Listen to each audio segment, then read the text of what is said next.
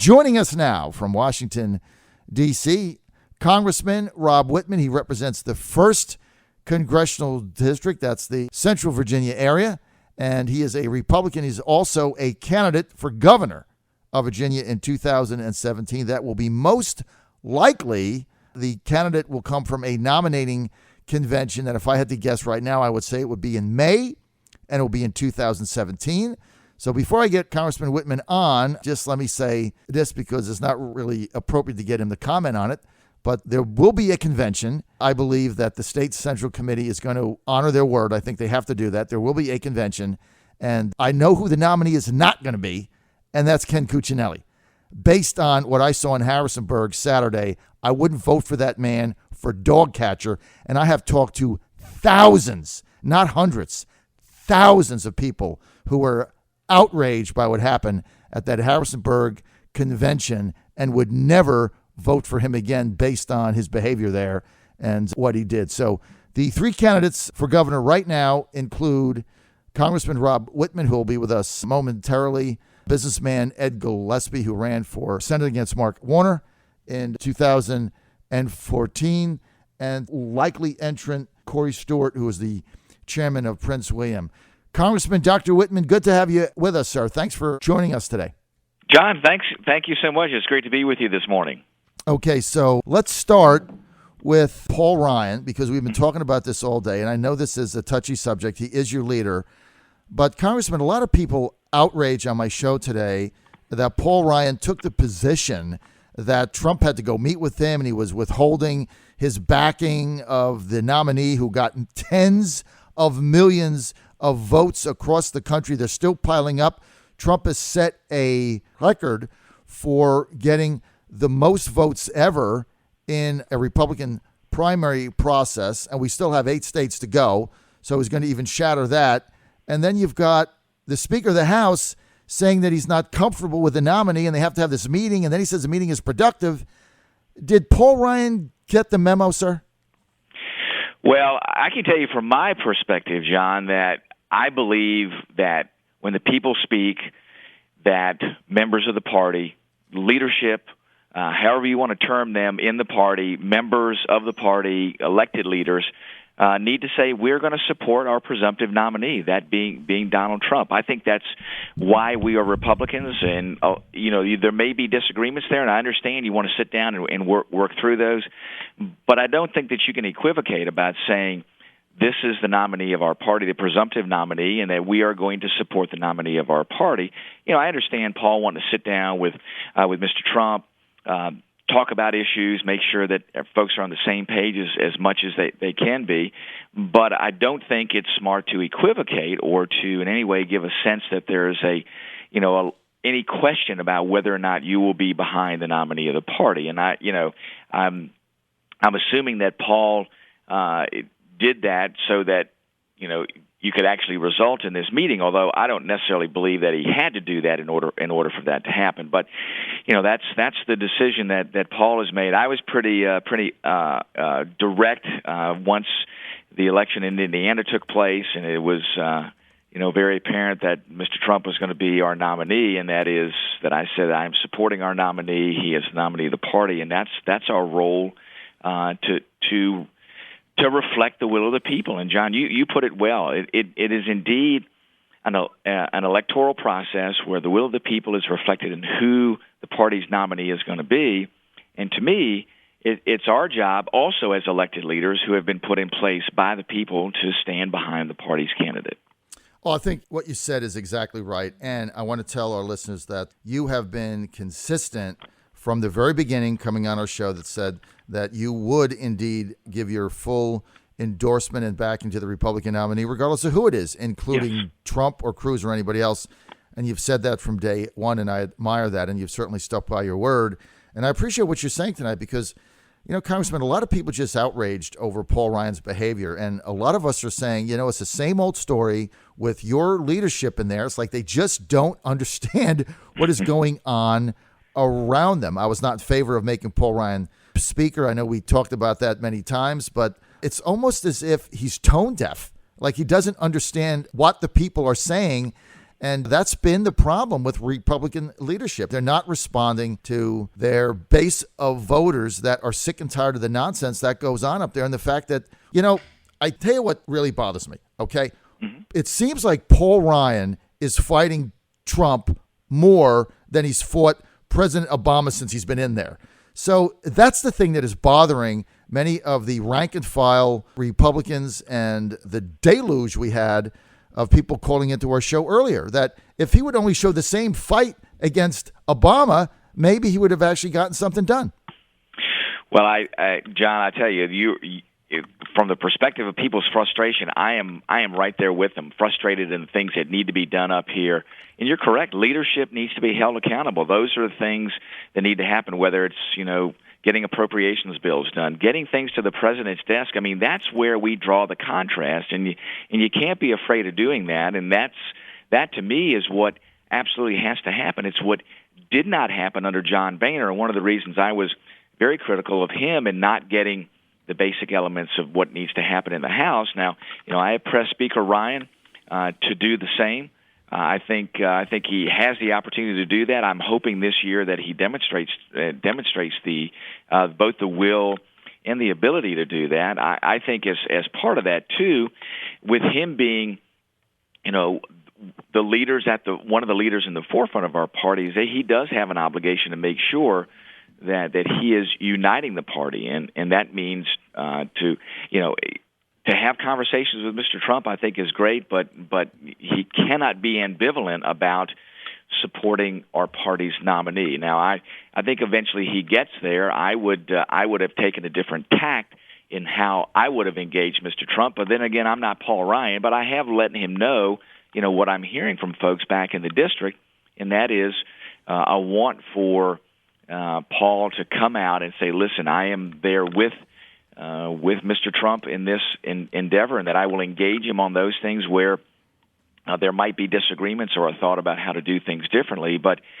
you cannot equivocate about whether or not you're going to support the party nominee. And there's still some folks out there that are equivocating with this, or some folks, unfortunately, they've said that they will not. And as you know, I think folks that say that they will not support the party's nominee put us in a situation that only helps Hillary Clinton. And I cannot imagine anybody that ascribes their beliefs in our Republican creed to believe that in any way, shape, or form Hillary Clinton will help to attain any of the objectives related to the Republican creed. So that being the case, then I think that leads you to really look as to where you are. And I understand there's still lots of emotions left there from the race and and the people and how they supported their candidates. But I think as calm begins to come about, I think that people looking at it rationally will say, hey, while I may have disagreements with Mr. Trump, I do believe that I have to get behind him and supporting him as our party's nominee to make sure that we can win in 2016. And I am confident that we can. But it's very helpful to make sure that we have folks that are getting behind Mr. Trump. And I've encouraged folks. I said, listen, if you've got questions, if you have places where you differ with them, engage those folks that are with the Trump campaign. And I have found them to be very, very wanting of that dialogue, to understand where people are, to understand what Mr. Trump needs to consider in his positions. So I think that that's part of the process. It's a productive part of the process, and it's one that parties that are looking at winning do in order to win. Well, Rob Wittman for Speaker of the House. That's all I have to say. I just want to make sure, John, I can continue to have the opportunity to do the job for the folks in the first district. So. Hey, wouldn't Rob Wittman make a great governor of Virginia? Don't you think? I want to get to two things in Washington. Number one, it's so frustrating because you have been the guy in Congress saying, let's get a budget done. Let's not go home until we have it. So we're not scrambling in November. Here we are at the end of May, no budget. The same thing is going to happen over again. And when you make this argument to leadership, what is their, just tell our audience, Dr. Wittman, what is their reaction? Well, I think they do want to adopt a budget. The the difficult spot that they find themselves in, John, and we were just talking yesterday with members about whether or not they would support the proposal that's on the table now, is the budget agreement that happened last year, which provides for 2 years of spending $30 billion above the level in the sequester, which I am not in favor of increasing spending. And you can't be if you are serious about tackling the deficit or the debt. And they have us a mechanism now to say, let's adopt this higher spending number, and then separately we'll trigger reductions in autopilot spending programs. And while that sounds good, the difficulty is this, John, is that the second never seems to come about. You have a budget now that you've adopted or that some folks have voted for, which I did not. I was adamantly opposed. That increases spending. And then you come up with something that says, well, once you do that, then these other triggers will cut in. But I am deeply concerned that when you do that those triggers never happen. And remember, you got to have the Senate that goes along to do the same thing, and the Senate hasn't shown any tendency to do those things. And right. I don't see that it's a good place for the House to be to say, well, we'll agree to an increase in spending, which I'm adamantly opposed to, and then we'll do the other reductions in spending later, because later never comes. And then when you have to rely on the Senate, and the Senate doesn't do it, then what do you end up with? You end up with a bill that passes that puts a budget in place that increases spending. So that's one of the reasons that I am so adamant to say, let's have these debates early on. Let's have a choice of different budgets to look at, one that actually reduces spending in a meaningful way. So that's where we find ourselves now, and why the leadership is struggling. I think that there's a way that they can do it. I want to see the rules of the House change, too, to where we can actually talk about the 2/3 of the budget and the autopilot spending programs of Medicare and Medicaid and Social Security that are taken off the table. How do you manage a budget if you take 2/3 of what's in the budget off the table and say, no, we can't talk about that? That has to change. Absolutely. I think you hit it on the head, because everybody knows it's going to be the same thing. You're going to get to November, then everybody's hair will go on fire. They'll be talking about a government shutdown. It's the same old nonsense. So keep fighting for that. I want to get Dr. Wittman to international affairs. And this just kind of off everybody's radar screen, but I got two issues. One is our relationship with the Turkish government. I've got my guy in the Middle East, Eddie Uranian, telling me that they are on the brink of civil war, number one. And then the second issue I want to get your comments on concerns NATO and the Turkish government trying to lobby to get the island of Cyprus into NATO. I can't see where Cyprus has any strategic value to NATO. And they're doing that because they have 37,000 Turkish troops occupying 35% of Cyprus. Right now, it's an occupying army. If Cyprus becomes part of the NATO alliance, then it becomes a NATO deployment. These are the things that are going on with NATO that average people are starting to take a look at on those two issues, the uprising in Turkey and getting Cyprus into the NATO alliance. Sir, how do you stand on those?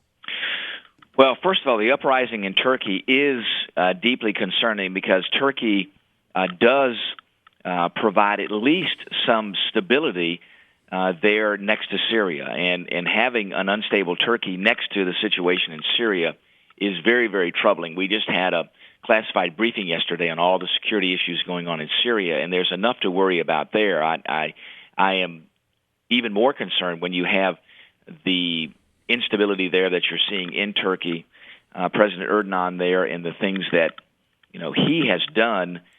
Sometimes at counter to what are in the best interest of NATO do concern me. And then with trying to bring Cyprus into NATO, I think that's a situation that NATO needs to avoid. And we all know the deep and long history between Greece and Turkey and Cyprus. I visited there, John, and as you know, there are deep, deep divisions there. And as you know, a barrier between the two areas of the island, both countries adamantly opposed to each other's claims there. That is a situation that NATO does not need to become involved in. And if Turkey is as Turkey is attempting this, they are attempting to drag NATO into it. That is not anywhere in the I think best interest of NATO and the things that it needs to do with the entire complexity of issues that it's dealing with Russia there in many of the areas of NATO, especially up in the Baltics, and the issues that we're dealing with there. So I think it's one of those areas that NATO needs to stay out of, and there's no resolution to that with a deep divide between Greece and Turkey on the island of Cyprus.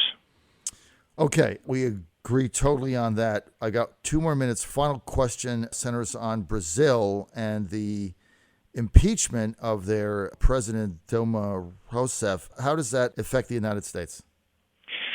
Well, I don't know that it has any immediate effects, John, but it certainly can have long-term effects in the stability of Brazil. Obviously, they've had a growing economy. They have been a stable part of South American government. So this does create some concern. What you hope in this type of time is that they are able to find their way through this. The good side of this is that there is an effort to push out the corruption that's in the government there. And, of course, we see that happening, and not just in South American governments, but in many other areas of the world that causes concern for us. The key is the Brazilian economy and how it relates to surrounding economies in South America. We have to look very, very, very carefully at that. And when you have this type of incidents there, the question is can you maintain stability within the Brazilian government? I think you can in how they deal with this. Obviously, they have the Olympics coming, which is of concern, too, to make sure that there's stability in whatever transitions with this or whatever the outcome is with this, with the entire effort there. But I want to make sure that we are watching that very, very closely. I think the bigger issues there, first of all, are security issues, and of course, then the secondary effects there are economic issues. All of those we need to be watching very, very carefully, and assure that we are helping in the transition of government wherever we can, not to intercede or to interject ourselves there, but to make sure that we're supporting the proper application of justice, and to make sure, too, that there's an orderly transition there in the government, and also to support the efforts to wipe out corruption within the government.